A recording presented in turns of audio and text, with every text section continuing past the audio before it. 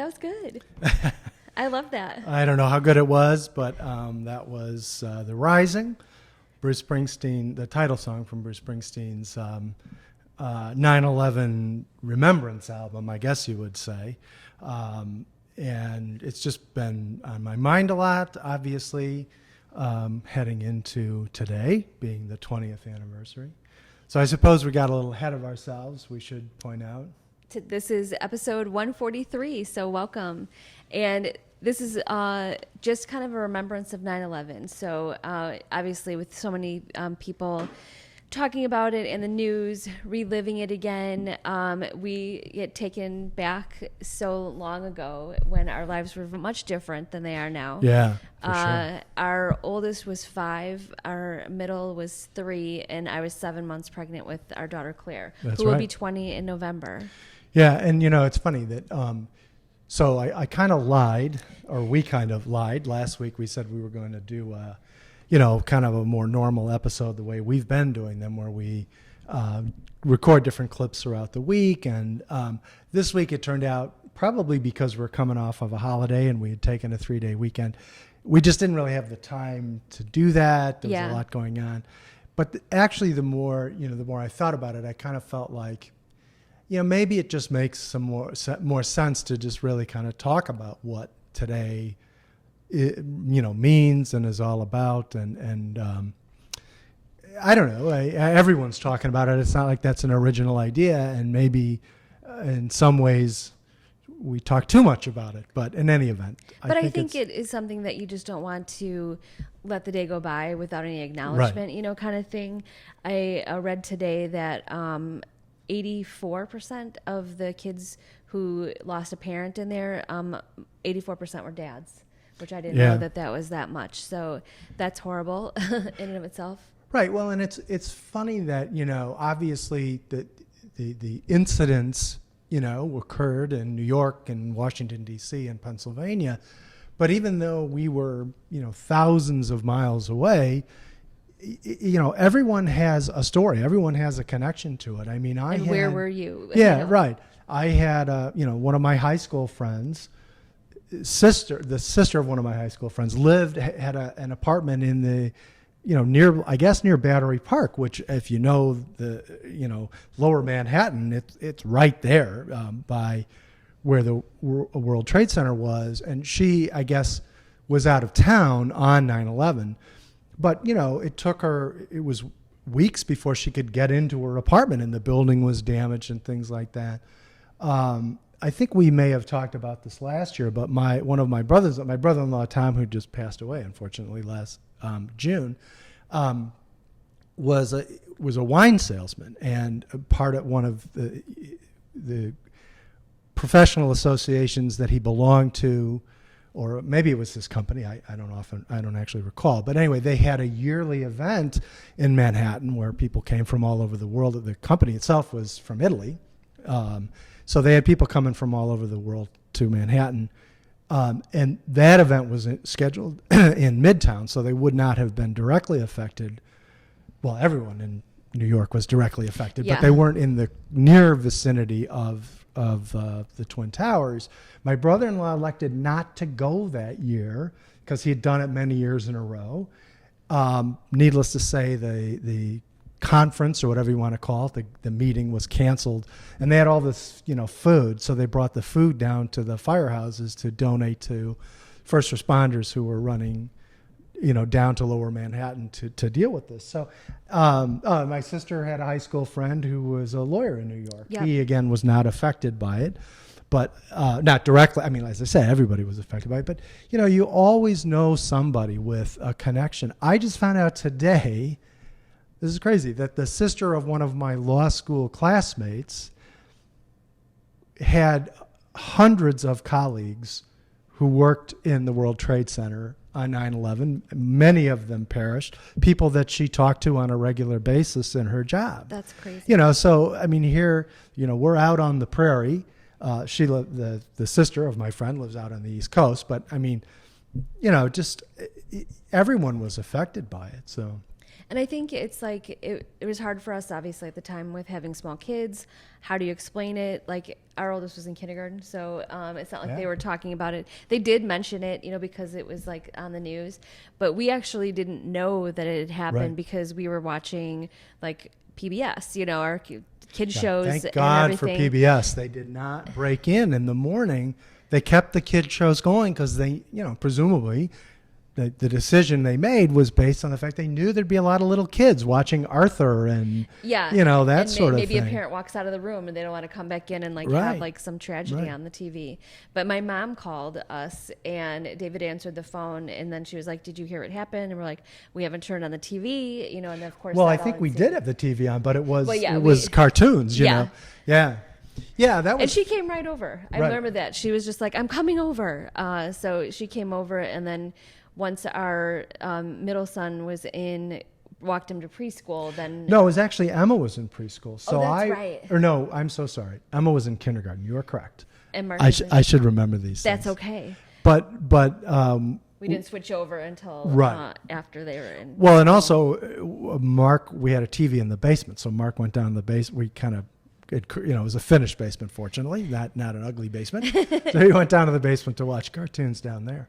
But yeah, I remember when she called, and we did talk about some of this last year, but it's worth kind of going over anyway. I answered the phone, and I literally could not comprehend what she was saying to me. She said, "Have you been watching the news?" I'm like, "No, we're kids are having breakfast before school. We're watching cartoons." And she said something about a plane hitting a building, and I'm thinking, in New York, and I'm thinking in my mind, it's like some small private plane. A pilot error, somebody lost control, they hit a building. I mean, that'd be a newsworthy story in its own right, especially, in the financial district in downtown Manhattan. But, so we had gone through things like the 1993 World Trade Center bombing, which could have actually been a lot worse than it was. But the idiot terrorists didn't know exactly where to park the truck. But it was bad enough. I mean, 11 people died in that one. We had, Oklahoma City, of course. And so, but there wasn't really any way to comprehend. If you weren't seeing it on television or seeing images of it, you really couldn't, or at least I couldn't, I had no mental image. I pictured a little tiny plane hitting a building and, that'd be a terrible, sad story. But, just the magnitude of it was completely beyond me. Yeah, and it's just like one of those things that you just think obviously you think it's a mistake, somebody happened, Yep. but then obviously when the second plane and you're like, whoa, Right. what is going on? Well, and that, I was thinking about you mentioned the kids and Emma going to kindergarten and everything. And I was thinking about this the other day is in a sense, it's like, that's when you really become a parent.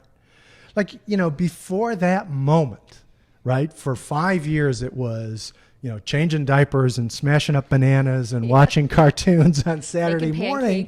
Right. Pushing a stroller around and, shushing them when you're in a restaurant or at church or something like that.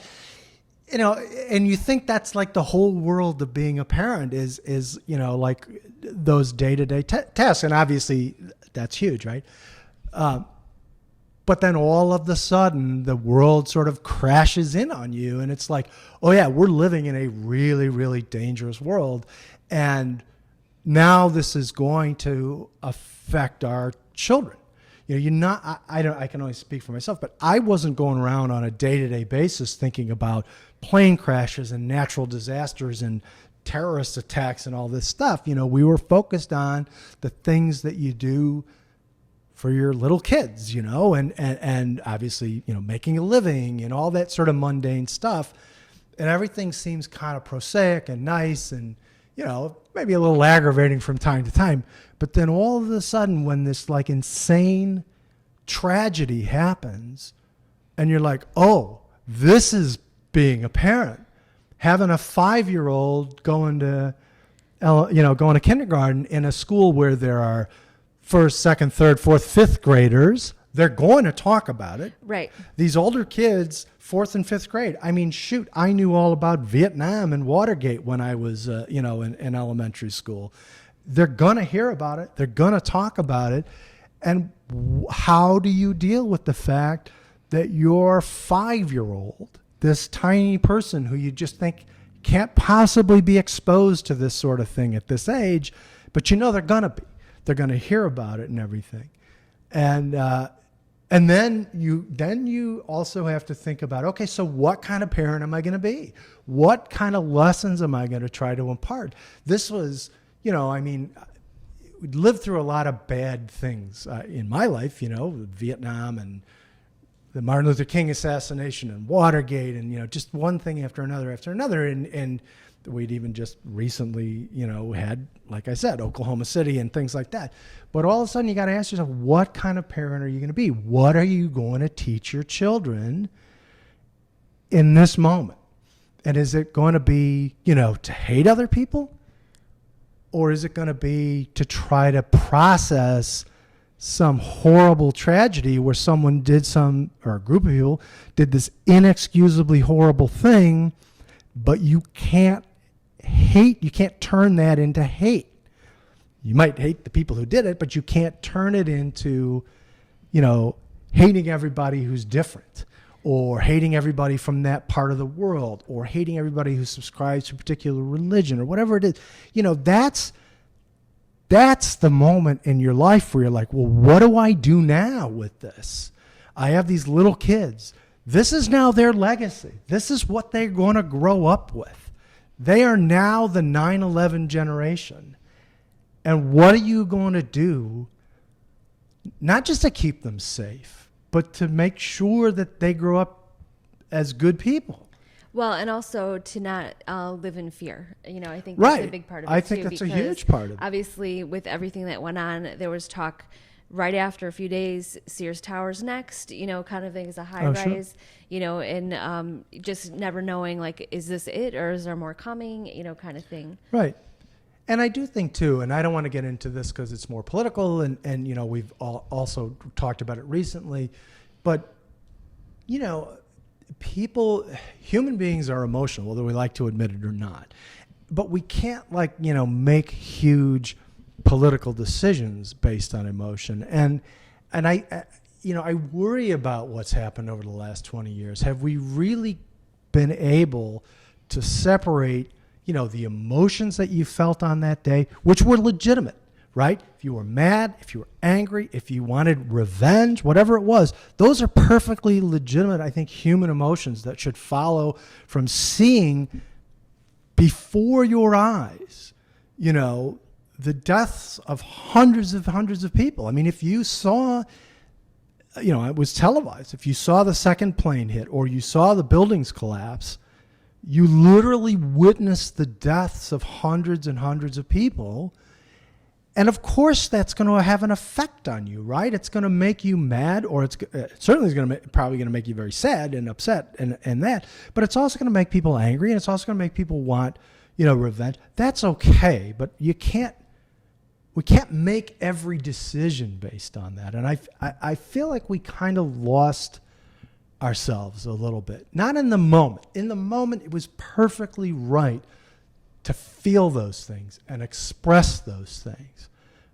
But we clung to those dark feelings for a long time. And I think to some degree, leaders took advantage of that. Leaders made decisions that may not have been the best. I don't know. I'm getting off on a tangent that's not really relevant to what we want to talk about. But that worries me too. Like, I played a little bit of The Rising, and that album by Bruce Springsteen is really personal. It's not a political album. There's not so much a social message. It's really digging down into the emotions that people felt. The song The Rising, obviously, is about a firefighter realizing that he's going to die, right? And he's, in one of the towers and realizing that's it. He's not going to make it out alive. And, there's other songs in the album about what it would be to be the surviving spouse of someone who either was a firefighter or a police officer or whatever who died on that day, or someone who was in the buildings or on the plane, all that kind of stuff. There's songs that express anger. There's foreboding songs and everything like that. All of those emotions are important, and we had to deal with them and be honest about them. but I worry sometimes that over the past 20 years, those emotions have kind of come to define the country instead of dealing with those emotions, instead of letting them run our lives, It is, I've this week particularly, especially since our daughter's 20, and a lot of the kids who are not born yet, who are at that age, hearing their stories of just like how that affect their lives, obviously not losing a parent, but just like the uncertainty of something happened with their other parent, not wanting to separate from their parent because they don't want anything bad to happen. And like just that whole, it just like messed up like their whole lives, kind of thing. And it's just like so sad. It's so, even in the internet age and everything like that, to think about losing someone, in such a public way, right? I mean, the whole thing was on tape and it was live and everybody around the country and around the world like witnessed at the very least the immediate aftermath of it. So, I mean, could you, just to imagine that it's bad enough for an adult who lost a sibling or a friend or a partner or whatever, but for a child to grow up with their whole life knowing that their parent's death was caught on tape for and to be awful. Labeled as a 9/11 baby, right. Kind of thing. I read some girl's article today that said that she just was really uncomfortable with feeling like being labeled a 9/11 baby. For it's sure. like it doesn't. She wanted to disassociate herself from that and just like remember her dad, just like through what she learned from her relatives and stuff like that. So. Right, and it is a funny thing how there's a tendency to define people sometimes in a good way, by the way they die. And like, so yesterday, September 10th, was National Suicide Awareness Day or something like that. And my company, we had different posts on our intranet, people talking about it, a number of people talking about people that they had lost. And I've talked about it before. I lost one of my brothers to suicide. It was 30 years ago, so it's not like something that just happened. So tragic. But I made a comment, and one of the things that I said was that, that's, in my mind, that's not how you define the person. That's not the thing that I think of as the defining characteristic of my brother. I think of all the other stuff. He was 35 when he died, or going on 35, and we were he was part of my life for more than 25 years anyway, but whatever. The point is, it's the same thing. Is we maybe tend to think of it as a heroic thing that people died in those circumstances, and obviously we should honor them and all that. But yeah, that's a big burden to carry as a child, that the way your parent died, again, in such a public way, sort of defines you. And defines your relationship to that person who you never got to meet or you didn't really know for very long, that's or you wild. just learn about in pictures. That's so crazy. I also today I saw a doctor who was at the time was I guess in medical school or maybe a resident up in New Haven, Connecticut at Yale, which is not that far from New York City. And he was talking about how they were expecting, this rush of patients, because obviously if there were survivors, they could be going anywhere in the area. And of course, it didn't happen. And I have this like chilling memory, because we watched news coverage like 24 hours a day for 3 or 4 days. We hardly slept in the days after. And I remember, I think it was, the night of September 11th, that one of the news reports we saw, they were setting up these sort of like mobile hospitals in high school gymnasiums and churches and all these places in Manhattan, with the idea that there would be this influx of patients, and they never came, right? And there were all these people lining up to give blood, on the theory that there would be people who'd need surgeries and would need blood and so forth. And it never happened. And that was one of the most, And I think we even said, like, where are the people? Kind of like, how come there's nobody coming out yet? Kind of thing. That was very bizarre. But yeah, I just remember just kind of feeling numb through the whole thing. And just being in awe of like, what the hell just happened, kind of Yeah. thing. Yeah, I mean it was insane, and then too, there was like this foreboding sense of what happens next, because partly it was, could there be another attack? I suppose, and looking back on it, how could one group have really launched more than one attack like that? Because it took years of planning and so forth to get to that point. But I kept thinking, like, okay, so whatever comes next is likely to be bad, right? Whether it's a military strike or whatever, how many more people are going to, and by the way, I know a lot of people supported the war in Afghanistan and so forth, and I'm not here to lecture anybody or whatever. That's not my point. But even no matter how much you may have felt like war was the right answer, you had to know that meant that a lot of innocent people were going to die, right? And so you can, whether it was the right thing to do or the wrong thing to do, I just kept thinking about, it's just going to go on I didn't think it would be 20 years, but it's going to, this isn't the end. This isn't the end of the suffering and dying that this terrorist attack caused. More people would suffer and die, And I remember, I talked to a lot of different friends, and I emailed people because I was at a loss. I didn't know what we should be doing in response to this. And I happened to email a friend of mine who's Jewish. That's not why I emailed him. It's just, he's Jewish and he's a good friend, and I emailed him. And I was, saying, so, what is the right response? And I'll never forget it. And by the way, just as an aside, he's originally from Canada, is a lawyer in Chicago for many, many years, but lived in Israel for a period of time. And, Israel obviously has always been under threat by different groups and different countries and so forth. So I think he has some perspective. Anyway, so I emailed my friend Steve and I said, Steve, what do you think? And his response was extremely simple. He emailed me back and all he said was, violence begets more violence. And that was it. And this, again, for someone who was not simply Jewish, but actually had lived in Israel, I thought that was a pretty profound and very true response. Like, we have, and I think that sort of message got lost. And I'm not, look, I don't want to sort of like politicize a day like today. It's really much more about, recognizing the enormity of what happened and the number of people who died and the number of people who made these like incredible sacrifices that said, I'm going to, go into this building that's on the verge of collapsing and I'm going to do whatever I can to rescue whoever I can. I'm going to climb the stairs. Even right. I mean, the opening verse of the Rising is can't see. Oh my gosh. He's talking about I can't see in front of me. I can't see behind me. Like he's literally in a stairwell on his way up.